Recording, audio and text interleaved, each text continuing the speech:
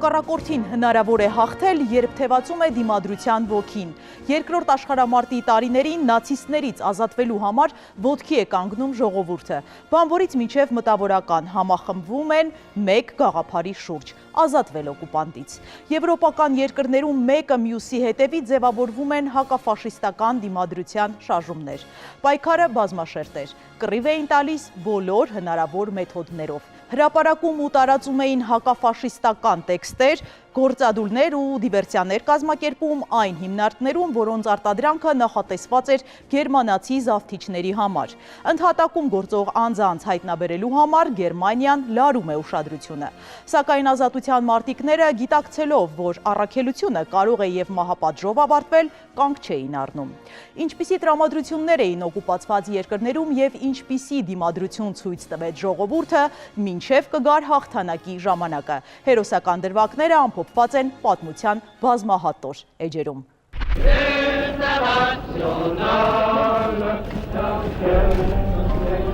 Գերմանիայի կոմունիստները ինտերնացիոնալ են երգում վերջին անգամ։ Երկրի ղեկը ստանձնելուց հետո Հիտլերի կողմն էին անցնում ավելի շատ մարդիկ, նա համոզելու բացառիկ տաղանդուներ։ Իսկ ինչի էր ձգտում ֆյուրերը։ Առաջին աշխարհամարտը տանուլ տված ֆաշիստի թիրախում Ֆրանսիան էր։ Առաջին համաշխարհային պատերազմում հողին էին հանձնել մոտ 2 միլիոն գերմանացու, բայց այդպես էլ անկատար մնաց Էյֆելյան աշտարակ հասնելու երազանքը։ Հիտլերը ցանկանում էր ջնջել Վերսալյան պայմանագրի ամոթալի էջը։ Գերմանիան կորցրել էր տարածքներ, բարոյազրկվել էր բանակը։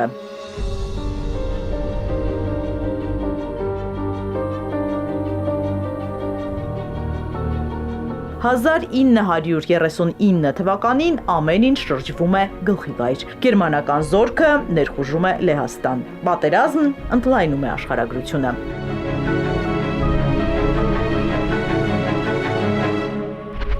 Ֆրանսիացիները ընկճված էին։ Զգացողությունը, որ Ֆրանսիայի պատմությունը կարող է ինչ-որ պահի ավարտվել, չափազանց ցավոտ էր։ Առաջին համաշխարհային պատերազմի էյֆորիայից հետո, որտեղից Փարիզը դուրս եկավ հաղթանակած, հիտլերյան օկուպացիայի տարիներն ուղղակի շոկային դարձան։ Չարագուշակ պատերազմի առաջին ազդակը մշակույթի միջոցով էր։ Անսպասելի փակվում է Լուվրը, իրադարձություն, որ բացառիկ էր այդ տարիների համար։ Մասնագետները հապճեպ փաթեթավորում են Մոնա Լիզայի կտավն ու գնում հարկադրված արձակուրդի։ 18 տարեկան էր Մեխակ Ավետիսյանը, որ հայտնվեց ռազմի դաշտում։ 104-ը բոլորել է։ Տարիների հեռվից պատերազմի ամեն դրվագ հիշում է այնպես, ասես երեկ է եղել։ Մի շաբաթվա ընթացքում Ֆրանսիան ծնկի եկավ Գերմանիայի առաջայում։ Եվրոպայի մեր պետություն չկար։ Բուլղարիան նրա վասալն էր, Ռումինիան նրա վասալն էր, Հունգարիան նրա վասալն էր, իսկ Հարավսլավիան ուղղակի չեզոք դիրք էր գրավել։ Ֆինլանդիան արդեն պատերազմի մեջ էր սովետական միության հետ, Նորվեգիան նույնպես, Շվեդիան միայն իր չեզոքությունն էր պաշտպանում։ Մեխակ պապի մեկդարյա կենսագրության ամեն դրվագը հազարավոր կադրերով կինոժապավենի պես պտտվում է։ Պատերազմից հետո այդ պատկերներում արդեն ստեղծագործ կյանքն է, կրթվելու և կրթելու ցանկությունը։ Մինչև մեկնելը նա մանկավարժականի ուսանող էր, ուսուցչի առաքելությանը վերադարձավ, բայց երկար ու ձիգ մարտական ուղի հաղթահարելուց հետո։ Մենք ծառայում էինք 140-րդ հրետանային գնդում, Գաուբեց էր 122 միլիմետրանոց, որ մնացած թե ուր տարան, ուր չտարան, 72 հայեր էինք, 34-ից բերեցին Ուչեբնի բատարեյ, իմ ջայլոց արտիլեր էինք քաշող ուժը ձեր էին։ Մենք պաշտպանում էինք Նովգորոդի արդեն հանձնված Նովգորոդի կողքին գտնվող մոտ 100 կիլոմետր ճարավիղով Վոլխոյի ափից մի քիչ հեռու Տվերի մարզի մի շարք խոշոր երկաթուղային մագիստրալներ, կայաններ, որոնք բեռներ էին բերում, տեղափոխում էր հյուսիս, տեղափոխում էին արևմուտք։ Դրանք խիստ կարևոր ստրատեգիական նշանակություն էին։ Թշնամին չկարողացավ պատռել մեր օղակը, մեր զորքերի օղակը այդ մասում։ Մեզ մոտ ամեն օրը դժվար էր։ Դժվար օր ասելով հասկանում ենք, որ մենք նախ հագուստ չէինք անում երբեք։ Հնարավոր չէր, որտեղ ցերեկ եւ ցամաքի ուժերից էինք սպասում թշնամու գալը եւ օդից։ Անթադ տագդապ, որոր մահանում էր ընկերը քոչքի առաջ, որոր կործանվում էր ինչ-որ մի բան, չկար մի օր, որը լիներ լավ։ Կրակահերթի տակ հրետանավորի համար դժվար էր գտնել ուրախության ակնթարթներ, բայց կյանքի ու կռվի սահմանագծին շպտալու փոքրիկ առիթներ այնուամենայնիվ լինում էին։ Ամենալավորը այն էր, որ հանկարծ տնից նամակ էինք ստանում։ Դա երենքունի նամակներ, պոլևոյը պոշտա։ Այդ նամակներում մի բան կարդում էինք, ուրախանում, բայց էլի տխլում, որտեղ մենք չկանք, նրանք հեռվում, ապրում են պատերազմական տարիներ։ Հայաստանից ռազմաճակատ հասած նամակների մի մասը սրտի հատուկ անկյունում էր պահում, Վիկտորիան էր գրում։ Դպրոցական միևնույն նստարանին էին նստել, սկզբում ինտենսիվ, հետո արդեն սկսում է չպատասխանել նրան, որ հետո ավելի ցավոտ չլինի, չգիտեր կվերադառնա, թե ոչ։ Ես մի աղջկա սիրել եմ, երբ նա 5-րդ դասարանում էր, ես 8-րդ դասարանում էի։ Այդ սերը մնաց, գնացի բանակ եկա և ամուսնացա։ Քանի կնոջ պիտի սիրեի, մեկին եմ սիրում։ Ես այդ մեկը ունեի, շատ դժվարություններ եք ունեցել։ Պատերազմից հետո բոլոր երկիրը դժվարության մեջ էր, ավերակների վերածված երկիր էր, բայց լավ ենք ապրել, սիրով ենք ապրել, նեղ ենք ապրել, լեն ենք ապրել, լավ ենք ապրել։ Մեխակ պապի ժառանգները մեծացել են լսելով աշխարհի ամենահետաքրքիր պատմությունները ականատեսի աչքերով։ Այստեղից է նաև Սարուխանի հարազատ հողն ու ամբողջ Հայաստանը սիրելու վարակիչ զգացումը, որ փոխանցվել է թոռներին։ Ծոռը Հակոբ Հարությունյանն անմահացել է 44-օրյա պատերազմի ժամանակ։ Մեխակ պապը նրա սխրանքները հասցրել է գրքին հանձնել Սարուխանի հերոս զավակը։ Հիմա այս մոմենտին 104 տարեկան եմ, ինձ հետաքրքրում է իմ Հայաստանը, ինձ հետաքրքրում է, թե ինչու այս մարդը, ինչու Արցախը տվեցին, ինչու պատերազմը չկանգնեցրեցին։ Ապրելու եւ ապրեցնելու համար հիմա էլ նրա պատգամն ու խորհուրդը չի փոխվել։ Ասում է, քանի կամ պիտի արժևորեմ հայրենիքս ու հաղթանակի իմ բանաձևը բացահայտեմ սերունդների համար։ Իսկ ո՞րն է կյանքում ամեն ինչ տեսած վետերանի երկարակեցության գաղտնիքը։ Բարյացկամությունը, ընտանիքի վերաբերմունքը, ինչ չեմ կարող ասել։ Եթե ասեմ, ոչ որևէ չեմ չարաշահել, բայց մեկ էլ ջայել ժամանակ այն շանտանտերողին չարաշահվել է, բայց հիմա չէ, երկար ժամանակ արդեն, շատ նորմալ, բայց ամեն օր ես մի քիչ խմում եմ, բայց դա էլ չի ազդել որևէ բան չի արել։ Ես պատերազմից հետո էլ Երբ տուն եմ եկել, իմ տունն էլ կարիքների մեջ էր հորս հետ, միասին մենք ամեն ինչ էլ արել եմ։ Ֆիզիկական աշխատանքել եմ արել, հունձել եմ արել, հազար ծևի գործեր եմ արել, ինչքան կարողացել եմ իհարկե, դա պատերազմ չէր, խաղաղ կյանք էր։ Այնպես որ մտավորական լինելով երբեք ֆիզիկական աշխատանքից չեմ հրաժարվել, աշխատել եմ։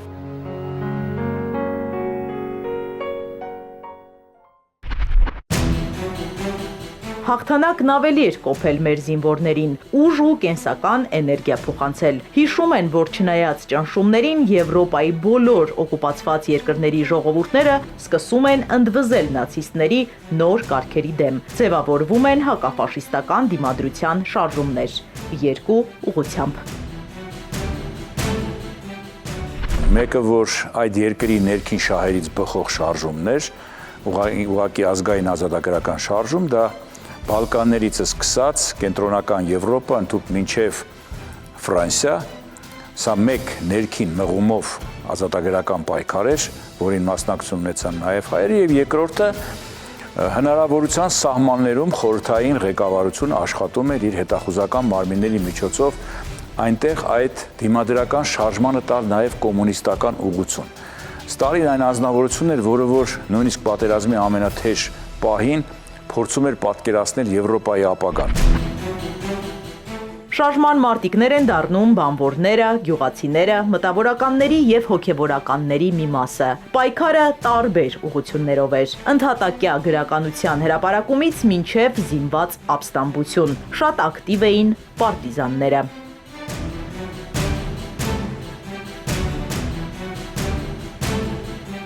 Այն վայրերում, որտեղ պարտիզանական շարժում ձևավորել չէր հաջողվում, հայրենասերներն իրենք էին ցավոտ հարվածներ հասցնում նացիստներին։ Այդպես, 1942 թվականին չեխերին հաջողվում է ոչնչացնել Ռեյխարդ Գեյդրիխին։ Նա Գերմանիայի անվտանգության հարցերով գլխավոր պատասխանատուն էր, որին Հիտլերը անվանում էր երկաթյա սրտով մարդ։ Դիմադրության մարտիկներն աստիճանաբար ավելի կազմակերպված էին դառնում, սակայն դեռ ելքը չէր նշմարվում։ Ստեղծված ծանր իրավիճակից դուրս գալու համար Ֆրանսիայի մեծագույն քաղաքական եւ ռազմական գործիչ գեներալը Շարլ դը Գոլը մեկնում է Լոնդոն եւ ձևավորում հակահիտլերյան խմբավորմանը հարող Ազատ Ֆրանսիա շարժումը, դառնալով ֆրանսիական դիմադրության խորհրդանիշ։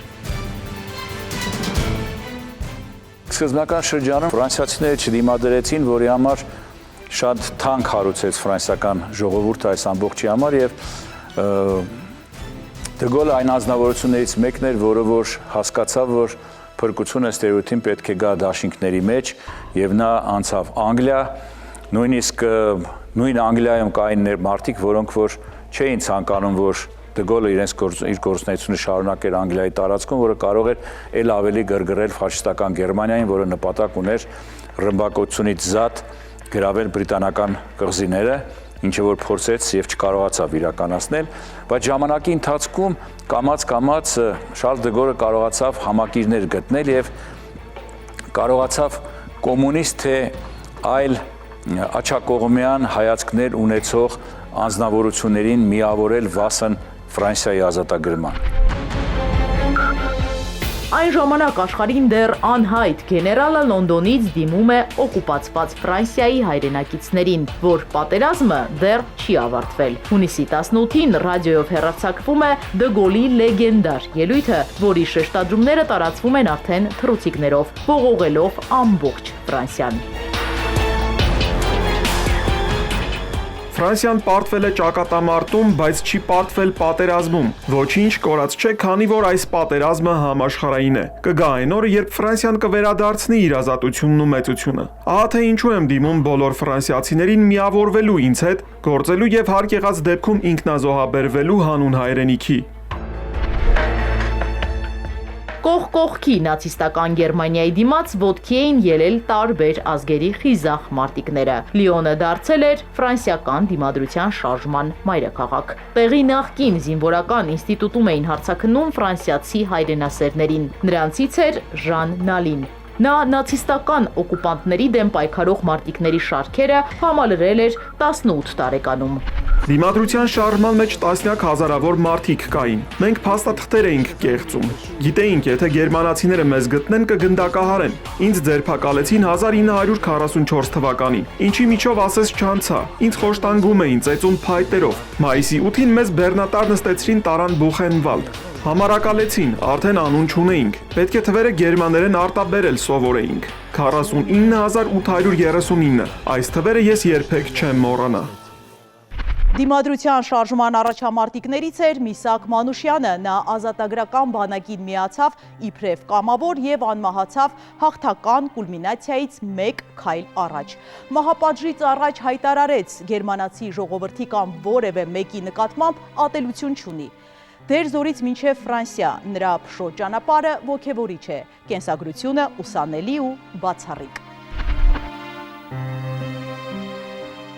Մանուշյանը ծնվել է 1906 թվականի սեպտեմբերի 1-ին Արևմտյան Հայաստանի Ադիաման գյուղում։ Հայրը մեծ եղեռնի զոհ է դարձել։ Գնդակահարվել է 1915-ին։ Մայրը մահացել է գաղթի ճանապարհին։ Միսակին ու եղբորը քրդական մի ընտանիք է գտել եւ ուղղորդել դեպի Լիբանան։ Այսպես նա ֆրանսիական որբանոցում է հայտնվել։ Այդ տարիներից էլ սկսել է պոեմներ գրել։ 18 տարեկանում հասել է Մարսել անհայրենիքի անձնագրով, հետո տեղափոխվել Փարիզ։ Կոմունիստական կուսակցության անդամ դառնալու որոշում է կայացրել 1934-ին։ Այդ տարիներին Հայաստանի օգնության կոմիտեի կազմակերպած երեկոներից մեկում ծանոթանում է կնոջ Մելինեի հետ։ Նման էին ճակատագրերով ու գտան իրար մինչև այդ կորցրած գրեթե ամեն ինչ։ Մելինեն նույնպես գաղթի ճամփին զրկվել էր ծնողներից ու որբանոցից հետո հայտնվել Ֆրանսիայում։ Նա դառնում է ոչ միայն միսակի կյանքի, այլև գաղափարական ընկերը։ Պաշտոնական գրանցում տեղի չունեցավ նրանց ամուսնության, բայց դե ֆակտո նրանք ամուսիններ են եւ նույնիսկ նրանց կնքահայրը հանդիսացան այնպիսի նշանավոր մարդիկ, ինչպեսին Շարլ Ազնավուրի ծնողներն էին, ուրեմն Միշա Ազնավուրյանը եւ նրա կինը Քնար Ազնավուրյանը։ Ժամանակները չափազանց բարդ էին, լի զրկանքներով։ Մանուշյանի խմբին վարկաբեկելու նպատակով գերմանացիները 15,000 օրինակով քարոզչական պաստառներ են տարածում։ Այսպես կոչված կարմիր պաստառներում այն միտքն էր, որ գերմանացիների դեմ ֆրանսիացիները չեն պայքարում։ Խմբի ղեկավար Մանուշյան, ազգությունը հայ, 56 հարձակում, 150 սպանություն, 600 վիրավոր։ Այս պրոպագանդան հակառակ էֆեկտ է ունենում։ Փակցնում էին Միսակ Մանուշյանի եւ նրա ջոկատի անդամների նկարները, որի տակ գրված էր կարմիր պլակատ, սրանք բոլշևիկներ են, կարմիրներ են, խորհրդային միության լրտեսներն են, որը ամոթալի երևույթ պետք է համարել ֆրանսիացիների համար, որ նրանք չկարողանալով կռվել, խորհրդային միության լրտեսների միջոցով են կռվում եւ հայ ժողովուրդը շատ ավելի մեծ ավանդունի փաստորեն Գերմանիայի դեմ պայքարում, քան իրենք ֆրանսիացիները։ Սա հատուկ արված էր, այսպես խորամանկ քայլ էր, բայց դա իհարկե որևէ նշանակություն չունեցավ։ Մի ձեռքում զենք, մյուսում գրիչ։ Մանուշյանն այս ընթացքում նաև բանաստեղծություններ էր գրում, իսկ Մելինեին Ազնավուրի ընտանիքն էր թաքցնում։ Մանուշյանը իր բոլոր գրողների մասին կիսահայերեն ու կիսաֆրանսերեն գրում ու կնոջն էր տալիս։ Նա էլ այդ ամբողջ տեղեկությունը հայերի մոտ էր ի պահ տալիս։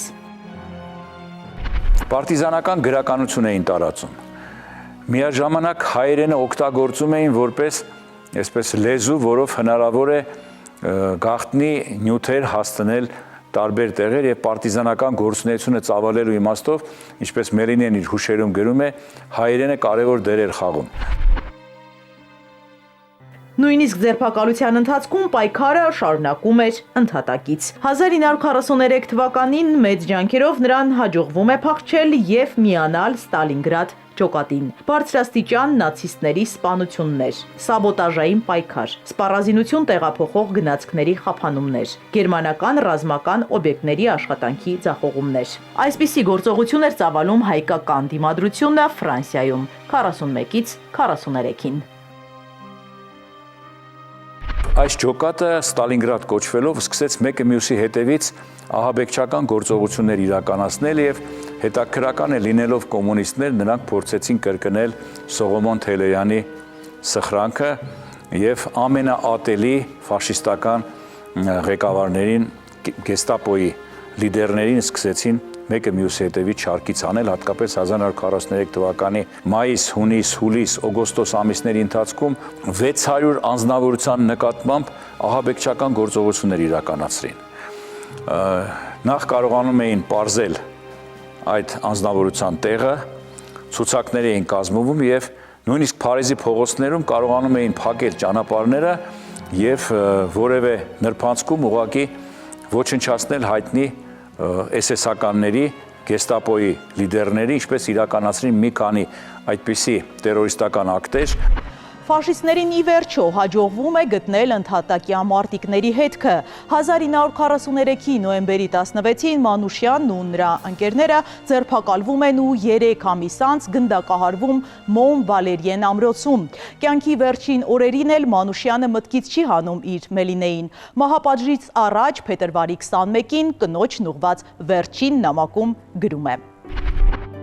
Թանկագին Մելինե, իմ սիրելի փոքրիկ որփուկ։ Մի քանի ժամից ես կլքեմ այս աշխարհը։ Մեզ գնդակահարելու են այսօր ցերեկը ժամը 3-ին։ Ես դեռ սրան չեմ հավատում, բայց գիտեմ, որ այլևս երբեք քեզ չեմ տեսնելու։ Ինչ կարող եմ քեզ գրել։ Ամեն ինչ խառնված է, բայց այնքան պարզորոշ։ Որպես կամավոր զինվոր ես միացել եմ ազատության բանակին եւ հիմա մեռնում եմ հաղթանակի եւ վերջնանպատակի սահմանագծին։ Երջանկություն նրանց, ովքեր կհամտեսեն ազատության քաղցրությունը։ Ես համոզված եմ, որ ֆրանսիացի ժողովուրդը եւ ազատության բոլոր մարտիկները կհարգեն մեր հիշատակը։ Մահվանս շեմին ես հայտարարում եմ, որ բացարձակապես ատելություն չեմ զգում ոչ գերմանացի ժողովրդի, ոչ որևէ մեկի հանդեպ։ Յուրաքանչյուրը կստանա այն, ինչին արժանի է, որպես պատիժ եւ որպես պարգև։ Ես խորապես ցավում եմ քեզ երջանիկ չդարձնելու համար։ Ես այնքան կուզենայի մենք երեխա ունենայինք։ Քեզ խնդրում եմ պատերազմից հետո ամուսնանալ եւ մայրանալ հանուն իմ երջանկության։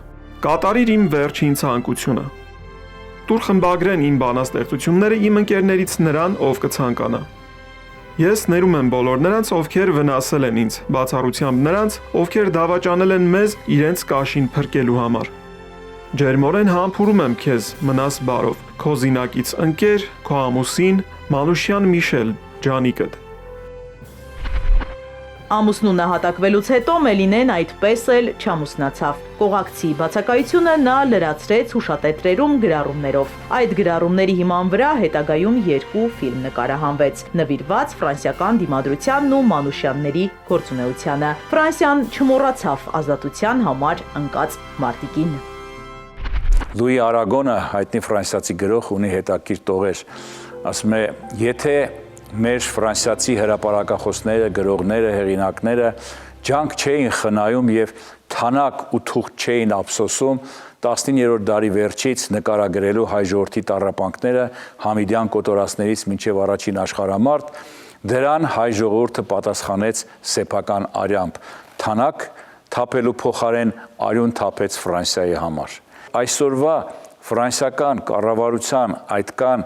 բարեհաճ վերաբերմունքը հայերի նկատմամբ պայմանավորված է նաև դիմադրական շարժման մեջ հայերի ունեցած ծանրակշիռ տեղով ու դերով։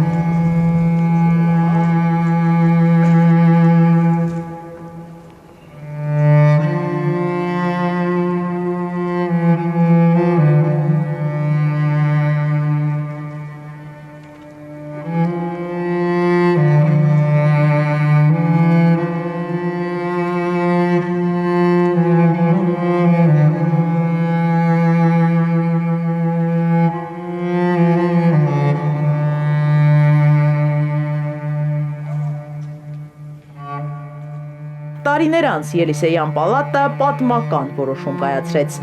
Ֆրանսիայի ազգային հերոս Միսակ Մանուշյանի, նրա կնոջ ու խմբի անդամների աճյունները նահատակությունից 80 տարի անց վերահուղարկավորեցին Ֆրանսիայի մեծագույն գործիչների ազգային պանթեոնում։ 2024 թվական փետրվարի 21։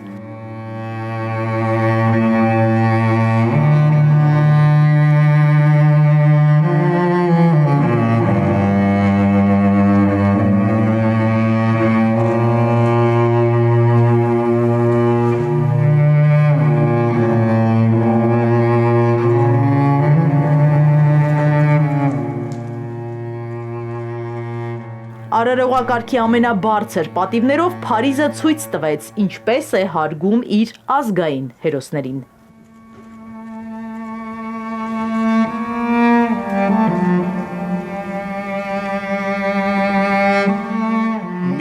Մանուշյանն իրեն անվանում էր ցասումով լի վագր։ Երբ ձերբակալեցին, Մելինեն իր հետ էր բոլոր ոդիսականներում եւ ապրեսնում էր իրեն։ Վերջնական մշտական ընտրությունը ազատությունն էր։ Ընտրեց ընդհատակյա կյանքը, որ ֆրանսիացին ոչինչ չկորցնի իր ազատությունից, մշտապես լինելով ազատությամբ արբեցած զինվոր։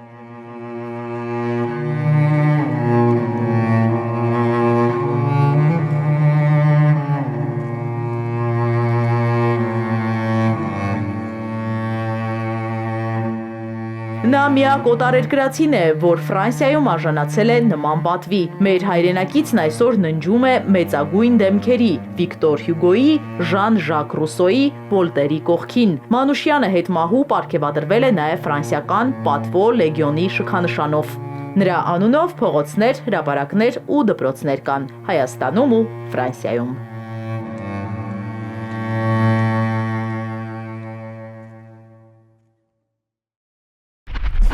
Դիմադրության շարժման հերոսը երազում էր ապրել արվեստով, սուզվել գրականության մեջ եւ մնալ բանաստեղծ։ Սակայն ճակատագիրը նրա համար այլ ուղի էր գծել։ Մելինեն ու Միսակը ցեղասպանությունից փրկված երկու որբերը աշխարհին ցույց տվեցին, թե ինչպես են պայքարում չարիքի դեմ, բարձր պահելով երկրի արժանապատվությունն ու պատիվը։ Նրանք դարձան պայքարի սիմվոլ, հաղթահարելով տարածությունն ու ժամանակը։